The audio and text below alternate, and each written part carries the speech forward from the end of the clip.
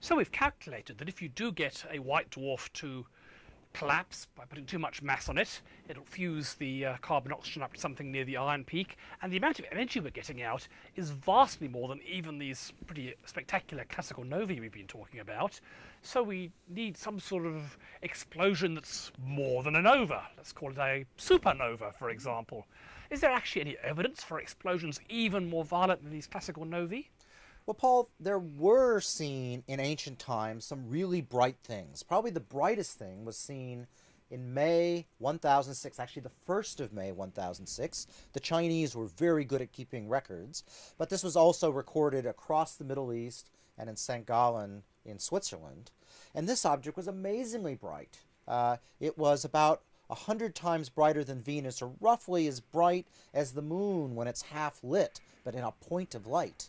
So that's vastly more than any of the classical novae we've ever seen. Yeah, so that would be a really bright thing. But, of course, we know it's incredibly bright to look at, but, you know, maybe it was just nearby. That's the flux, not the luminosity. Right. You can see at the distance, we don't know how luminous it really was. But it wasn't the only one. In July of 1054, the Chinese recorded another guest star, and it is thought in Chaco Canyon in the United States that this petroglyph is related to that object, although it's rather difficult to connect that to that, it turns out, as you might imagine.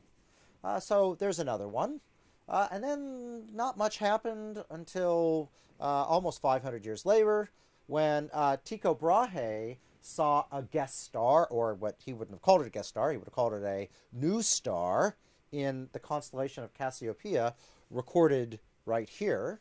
And then just about 30 years later, his friend Kepler recorded another one of these stars. So these things have been there. They seem to, occur in groups. Well, turns out that's probably just by accident. That's why you got to be careful of patterns. But they only occur every couple hundred years on average, it would appear. And the most recent one that was seen in antiquity was in 1885, in August, when an astronomer in France was actually showing people the Andromeda Galaxy, or as the Nebula as it was known back then, and they saw a new star in it. But they didn't know what this thing was, and remember in 1885 we didn't know what a galaxy was. We just knew it was a nebula. So there's a real problem with these things. They were really bright, it would appear, but we didn't know if they were far or nearby. Maybe they were just nearby novae. Mm-hmm.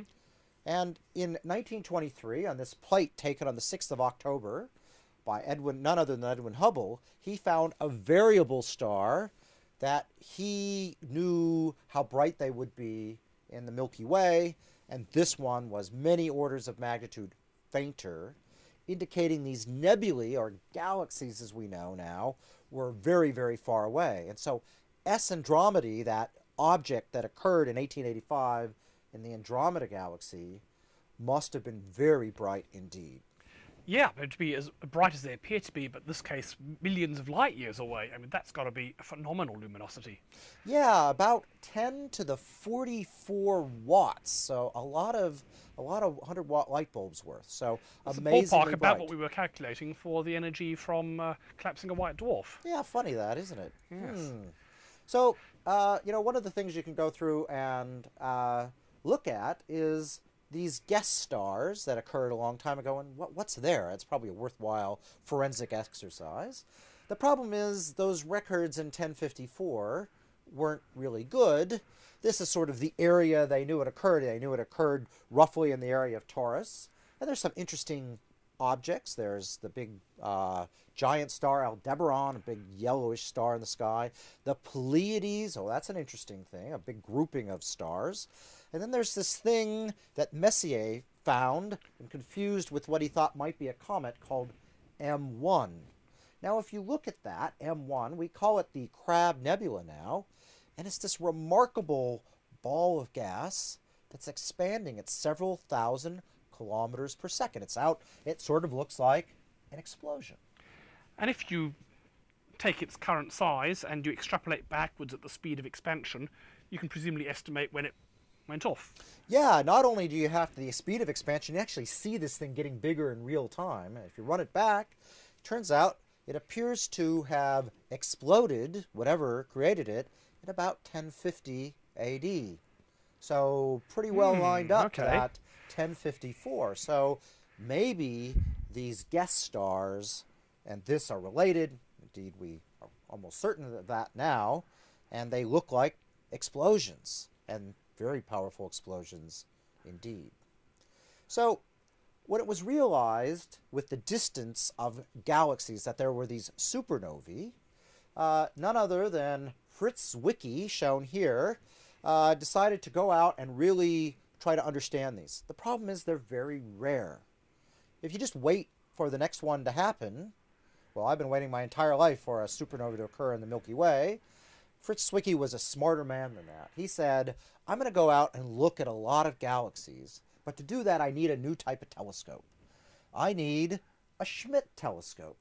Now, this Schmidt telescope isn't named after me or my relatives, but rather a German optician who designed a way to make a telescope that could look at a huge piece of sky at a time and record the image onto a photographic plate. So he built this telescope from parts that he literally hand-carried in from Germany and started surveying the sky and finding dozens of these exploding stars we now call supernovae. So presumably because a supernova only happens once every few hundred years per galaxy, you have to look at hundreds or thousands of galaxies at a time to find them routinely. So that's what this telescope allowed him to do. That's right, and he did it over several decades because even with this piece of equipment, he could only probably look at 10, 20, 30 galaxies at a time. But in the end, he had recorded some very interesting characteristics of these guys.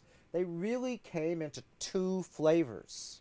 He actually found there were a few other ones that have individual representatives, but most of them he called type 1 supernovae, spectra that show no hydrogen. They seem to have no hydrogen whatsoever.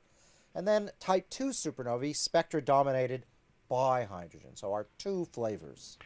Now these are the kind of things you'd expect because most of the universe is made of hydrogen. But these ones are very odd. It's very strange to imagine a place where there's no hydrogen. But of course we know just such a place, a white dwarf star, where the hydrogen's already been burnt off and all you're left with is the carbon and oxygen. So, working hypothesis, maybe these are the white dwarfs that have got too massive and started to collapse and undergone nuclear fusion. So let's look in some detail at that and see if it can give us what we need.